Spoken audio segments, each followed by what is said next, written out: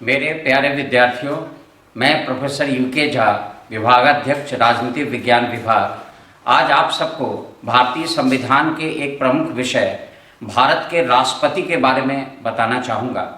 आप सभी जानते हैं कि हमारे देश में संसदीय व्यवस्था है और संसदीय व्यवस्था में कार्यपालिका के दो प्रधान होते हैं। एक को हम कहते हैं औपचारिक प्रधान, फॉर्मल हेड या नॉमिनल हेड, और दूसरा होता है वास्तविक प्रधान।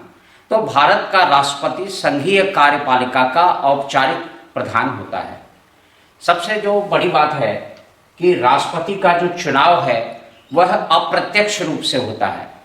इसका जो चुनाव है एक निर्वाचक मंडल के द्वारा किया जाता है, जिसमें संसद के दोनों सदनों के निर्वाचित सदस्य और राज्यों की विधानसभाओं के निर्वाचित सदस्य सम्मिलित होते हैं। देखिए, राष्ट्रपति पूरे राष्ट्र का प्रतिनिधित्व करता है, इसीलिए इसमें संतुलन कायम रखने की कोशिश की गई है। और जो निर्वाचक मंडल का गठन होता है उसमें जनसंख्या के अनुपात में राज्यों से लोग चुने जाते हैं, और उसमें ये माना जाता है कि एक राज्य में जो उसकी जनगणना के अनुसार, पिछली जनगणना के अनुसार जो जनसंख्या होती है उसको राज्य के निर्वाचित विधायकों की संख्या से विभाजित किया जाता है और फिर उस संख्या को 1000 से विभाजित किया जाता है। तो वो जितना परिणाम निकलता है वो किसी भी राज्य के एक विधायक के मत का मूल्य होता है। मैं इसको रिपीट करना चाहूँगा कि राष्ट्रपति का निर्वाचन, जिसके बारे में आर्टिकल 54 और 55 में कहा गया है, उसमें साफ लिखा हुआ है कि यह एक निर्वाचक मंडल के द्वारा किया जाएगा, जिसमें संसद के दोनों सदनों के निर्वाचित सदस्य और राज्यों की विधानसभाओं के निर्वाचित सदस्य सम्मिलित होंगे। और इसके अलावा दिल्ली, पुडुचेरी और जम्मू एंड कश्मीर, ये जो 3 ऐसे केंद्र शासित प्रदेश हैं जहां पर विधानसभाएं हैं, तो उनको भी निर्वाचक मंडल के लिए सदस्य चुनने का अधिकार है। यहाँ पर एक विशेष बात है कि हर राज्य के विधायक के मत का मूल्य अलग अलग होता है और ये निर्भर करता है उस राज्य की जनसंख्या पर। जैसा कि मैंने अभी भी आपको बताया था कि किसी एक राज्य के एक विधायक के मत का मूल्य राष्ट्रपति के चुनाव में कितना होगा, ये इस सूत्र के अनुसार निकाला जाता है कि राज्य की जनसंख्या डिवाइडेड बाय निर्वाचित विधायकों की संख्या डिवाइडेड बाय 1000। और इस प्रकार से जब राज्य स्तर पर सभी राज्यों के विधायकों के मतों के मूल्य की गणना कर ली जाती है, तो उसको संसद के सदस्य, दोनों सदनों के जो निर्वाचित सदस्य होते हैं उनकी संख्या से डिवाइड किया जाता है। ये ऐसा इसलिए किया गया है ताकि केंद्र और राज्य में एक संतुलन कायम रह सके। जैसा कि आप देख सकते हैं स्क्रीन पर कि राष्ट्रपति पूरे देश का प्रथम नागरिक है और देश की एकता, अखंडता और एकजुटता का प्रतीक होता है। इसीलिए इस बात की कोशिश की गई है कि जो व्यक्ति राष्ट्रपति बनेगा वो वास्तव में पूरे राष्ट्र का प्रतिनिधित्व करता हो। और इसीलिए राष्ट्रपति का निर्वाचन की जो प्रक्रिया है उसको हम कहते हैं आनुपातिक प्रतिनिधित्व प्रणाली और एकल संक्रमणीय मत पद्धति, प्रोपोर्शनल रिप्रेजेंटेशन सिस्टम और सिंगल ट्रांसफरेबल वोट सिस्टम। आनुपातिक इसलिए कि देखिए, सामान्य बहुमत प्रणाली जो लोकसभा या विधानसभा में जो चुनाव होता है, इसमें जो प्रत्याशी सबसे अधिक मत प्राप्त करता है उसको विजयी घोषित किया जाता है। लेकिन कई बार ऐसा भी होता है कि जो प्रत्याशी विजयी घोषित किया गया उसका मत कुल मतों का 30% हो, 35% हो। लेकिन राष्ट्रपति के चुनाव में ऐसा नहीं है। राष्ट्रपति के चुनाव में यह माना जाता है कि उसको निर्वाचक मंडल के 50% से अधिक मत प्राप्त होना चाहिए, और इसीलिए इसको कहा गया है आनुपातिक प्रतिनिधित्व प्रणाली। उसके बाद है सिंगल ट्रांसफरेबल वोट सिस्टम, एकल हस्तांतरणीय या संक्रमणीय मत प्रणाली। ये क्यों कहा जाता है? राष्ट्रपति का जो चुनाव का मतपत्र होता है उसमें प्रत्येक मतदाता को वरीयता क्रम निर्धारित करना पड़ता है। वरीयता क्रम का ये मतलब होगा कि वो पहले नंबर पर किसको चाहता है, दूसरे नंबर पर किसको चाहता है। जितने प्रत्याशी मैदान में हैं वो सबको कोई न कोई वरीयता दे सकता है। और जब फर्स्ट राउंड की गणना होती है तो उसमें प्रथम वरीयता के मत के आधार पर मत पत्रों को, बैलेट पेपर्स को अलग किया जाता है, उसकी गणना की जाती है। अगर पहले राउंड में ही कोई प्रत्याशी निर्वाचक मंडल के 50% से अधिक मत प्राप्त कर लेता है तो उसको विजयी घोषित किया जाता है। और अगर नहीं कर पाता है तो दोबारा चुनाव नहीं होगा। जो प्रत्याशी मैदान में हैं उसमें ये देखा जाता है कि फर्स्ट राउंड की काउंटिंग में सबसे कम मत वाला प्रत्याशी कौन सा है, उसको प्रतिस्पर्धा से बाहर मान लिया जाता है और उसके मत पत्र में जो द्वितीय वरीयता का मत होता है उसके अकॉर्डिंग अन्य प्रत्याशियों में वो मत पत्र हस्तांतरित कर दिया जाता है। इसीलिए इसको कहते हैं ट्रांसफरेबल वोट सिस्टम, यानी एक मत दूसरे में हस्तांतरित होता है। और यह प्रक्रिया तब तक चलती रहती है कि जब तक कि कोई प्रत्याशी 50% से अधिक मत प्राप्त नहीं कर लेता है। ऐसा इसलिए किया गया है कि राष्ट्रपति पद पर जो भी व्यक्ति विजयी हो उसको राष्ट्र के आधे से अधिक जनसंख्या का समर्थन प्राप्त हो। उसके बाद आप देखें कि आर्टिकल 56 में terms of office of president, राष्ट्रपति का जो टर्म्स हैं उनकी जो कार्यावधि है वो 5 वर्ष की होती है। इस 5 वर्ष की अवधि से पहले अगर वो चाहें तो त्यागपत्र देकर के अपने पद से अलग हो सकते हैं। और यह त्यागपत्र जब राष्ट्रपति देगा, क्योंकि राष्ट्र का प्रथम नागरिक है, तो ये सवाल होता है कि वो किसको देगा त्यागपत्र, तो वो उपराष्ट्रपति को देगा। हमारे संविधान में यह व्यवस्था की गई है कि राष्ट्रपति अपना त्यागपत्र उपराष्ट्रपति को देगा और उपराष्ट्रपति राष्ट्रपति को देगा। इसके अलावा उसको केवल एक प्रक्रिया से हटाया जा सकता है और वो है महाभियोग की प्रक्रिया, जिसका उल्लेख संविधान के आर्टिकल 61 में आगे किया गया है। राष्ट्रपति के खिलाफ जो महाभियोग है उसमें यह व्यवस्था की गई है कि केवल संविधान के उल्लंघन की स्थिति में, वायलेशन ऑफ द कॉन्स्टिट्यूशन की स्थिति में उस पर महाभियोग लगाया जा सकता है। महाभियोग संसद का कोई भी सदन लगा सकता है, लेकिन ये जो उसकी प्रक्रिया यह है कि जो उस पर प्रस्ताव होगा उस पर उस सदन के कम से कम 1/4 सदस्यों के हस्ताक्षर होनी चाहिए और यह सूचना 14 दिन पहले दी जानी चाहिए। 14 दिन के बाद उस पर मतदान होगा और अगर एक सदन अपने कुल सदस्य संख्या के 2/3 बहुमत से यह प्रस्ताव पारित कर देता है तो वह दूसरे सदन के पास जाता है और दूसरा सदन न्यायपालिका की तरह कार्य करती है। राष्ट्रपति को भी कहती है कि आपके ऊपर यह आरोप है, आप अपनी बात रखें या खुद अपना प्रतिनिधित्व करें या अपने किसी वकील के माध्यम से अपनी बात रखें। और अगर दूसरा सदन भी अपने कुल सदस्य संख्या के 2/3 बहुमत से प्रस्ताव पारित कर देती है तो उसी दिन से वह पद रिक्त माना जाता है। तो आप ये देखें कि राष्ट्रपति का जो महाभियोग है वह संविधान की सबसे कठोर प्रक्रिया है, क्योंकि कुल सदस्य संख्या का 2/3 बहुमत वो भी दोनों सदन में बहुत मुश्किल है और आज तक किसी भी राष्ट्रपति को महाभियोग के द्वारा नहीं हटाया गया है। इसके अलावा एक प्रश्न ये भी उठता है कि अगर अचानक राष्ट्रपति और उपराष्ट्रपति का पद रिक्त हो जाए तो क्या होगा, क्योंकि संविधान में पहले केवल ये व्यवस्था थी कि अगर राष्ट्रपति का पद रिक्त होता है तो उपराष्ट्रपति उसका कार्यभार संभालेगा।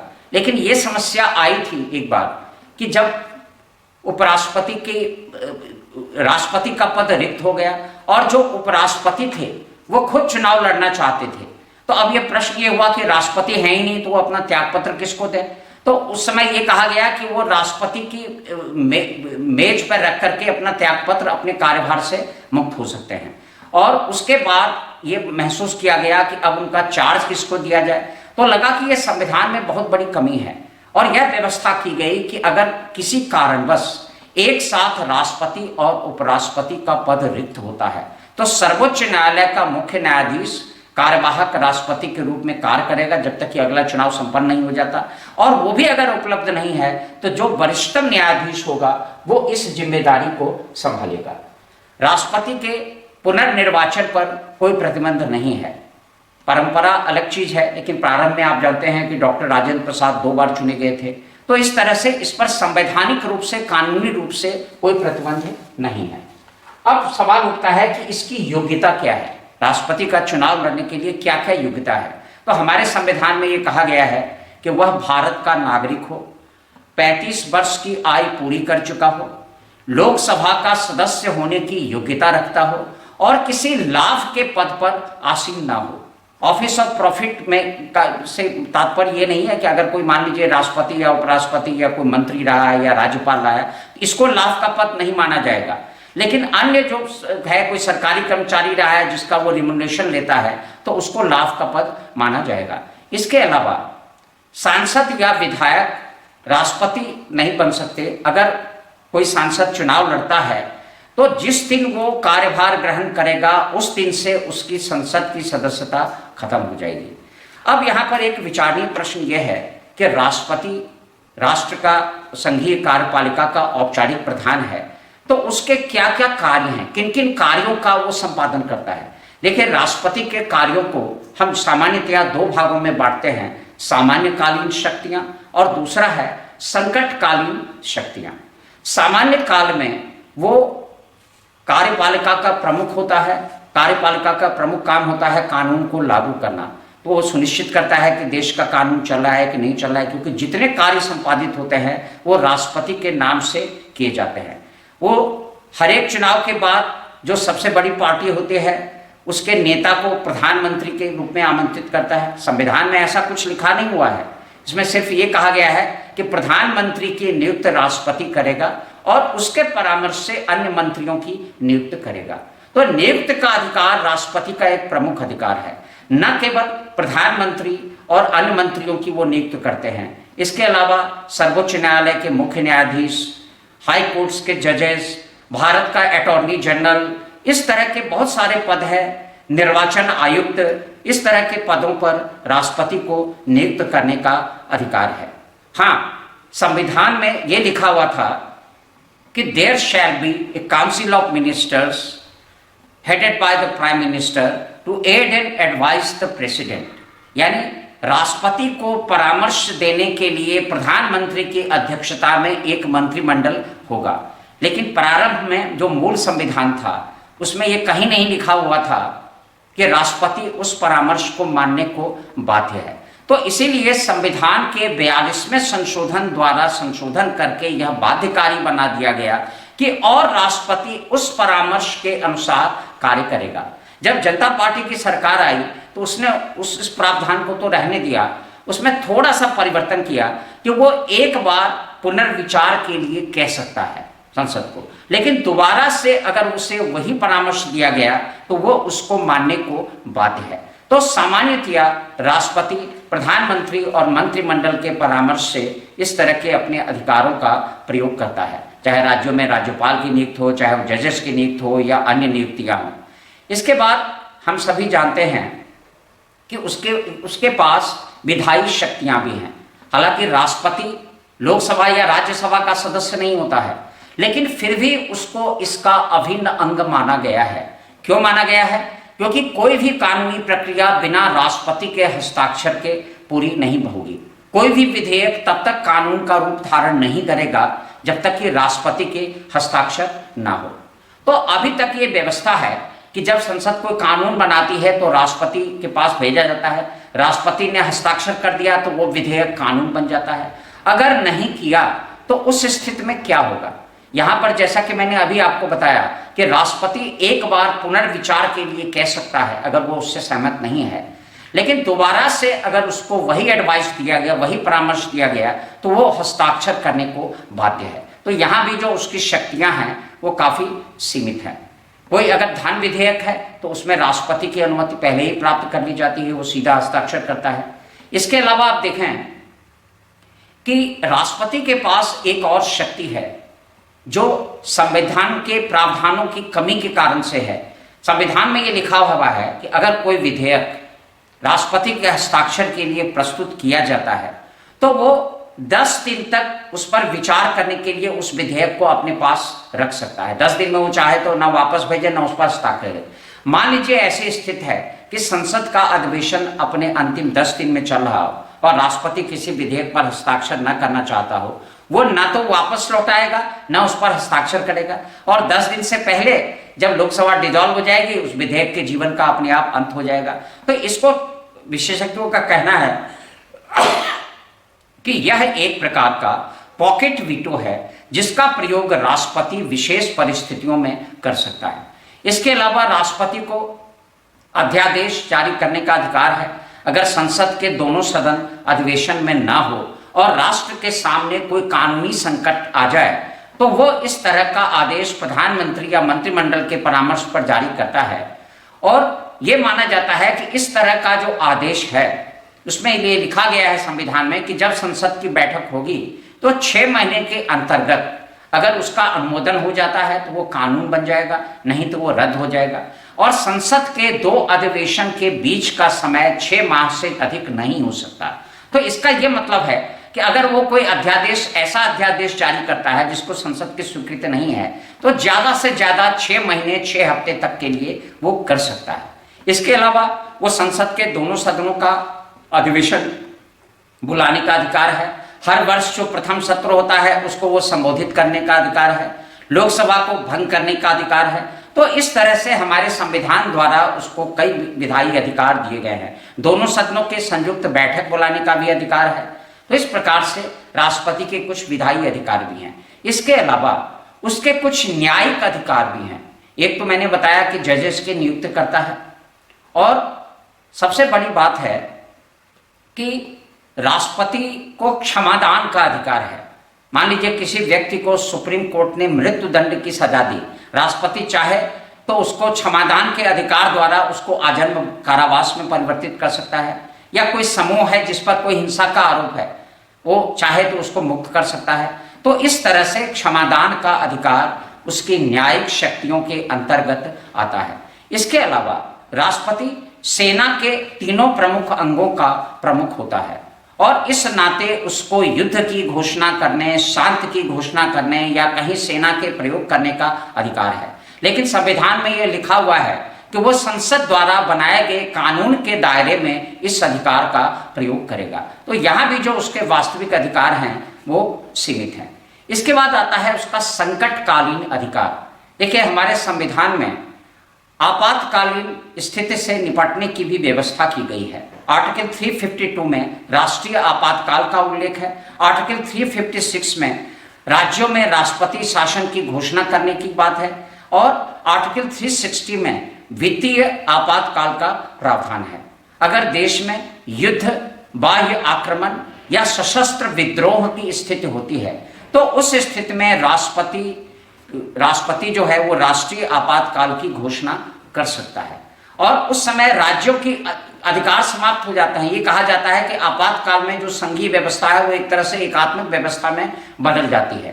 तो ये एक प्रावधान है। दूसरा ये है कि अगर किसी राज्य के राज्यपाल द्वारा यह रिपोर्ट दी जाती है राष्ट्रपति को कि राज्य की कानून व्यवस्था भंग हो चुकी है, कॉन्स्टिट्यूशनल ब्रेकडाउन हो चुका है, तो उस स्थिति में उस राज्य के लिए वह राष्ट्रपति शासन की घोषणा कर सकता है। और आप जानते हैं कि यह सबसे विवादास्पद प्रावधान रहा है। अक्सर केंद्र सरकार द्वारा इसका दुरुपयोग किया जाता है।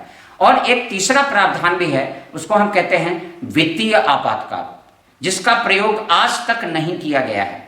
उसमें यह कहा गया है कि अगर देश की वित्तीय सुरक्षा को खतरा हो तो उस स्थिति में राष्ट्रपति इस तरह के आपातकाल की घोषणा कर सकता है, जिसमें सरकारी कर्मचारियों के वेतन में कटौती की जा सकती है या कोई भी वित्तीय कदम उठाए जा सकते हैं देश की वित्तीय सुरक्षा के लिए।